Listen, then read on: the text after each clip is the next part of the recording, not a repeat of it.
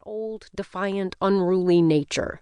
They're smart, strange, fearlessly ugly, sexy on their own terms. But for the most part, our culture no longer fears those traits in witches. Now, it mocks them. Modern-day self-identified witches, and pagans and Wiccans, different groups that share some common beliefs, are trying to rescue the witch from haters and scoffers alike. They have resurrected old religions and traditions, and sometimes combined them to create new communities. Witches of all stripes, from the religious to the spiritual to the secular, gather in covens or practice alone. Defying cultural stereotypes about witchcraft as dangerous or ridiculous, they find power in a goddess, or nature, or themselves.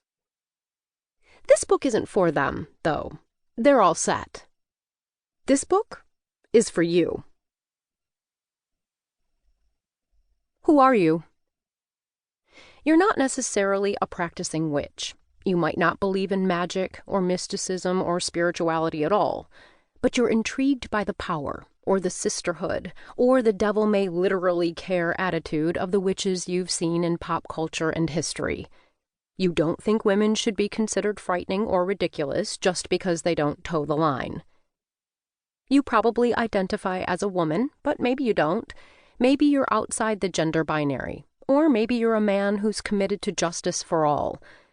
We are going to talk mainly about women in this book, because a lot of historical and cultural crap surrounding witches has been directed at women specifically.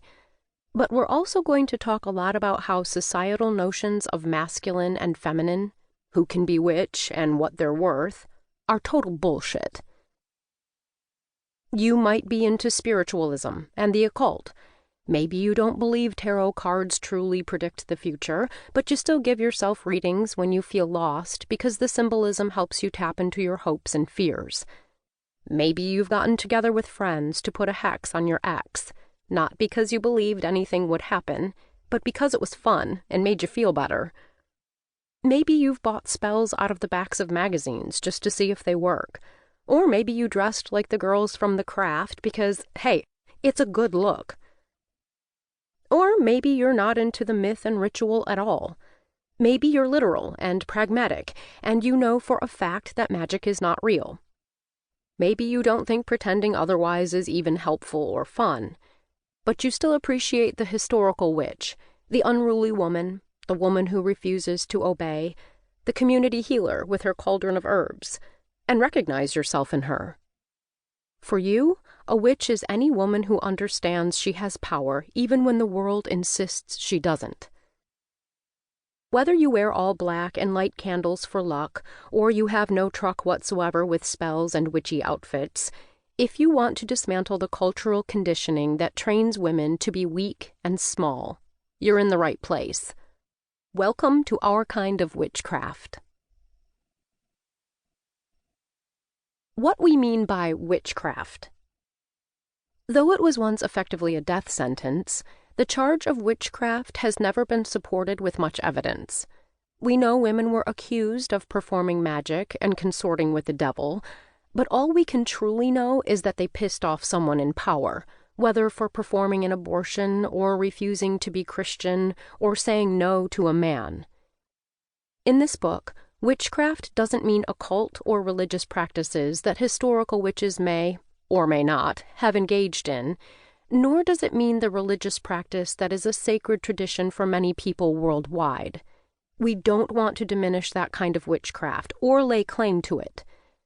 For our purposes, witchcraft means the kind of mundane pursuits that might once have resulted in accusation: enjoying sex, controlling reproductive health, hanging out with other women, not caring what men think, disagreeing, and just knowing stuff.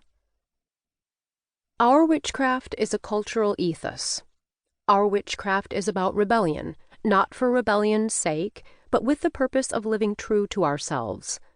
That may mean embracing the traits you've been told make you weird, gross, insufficiently feminine.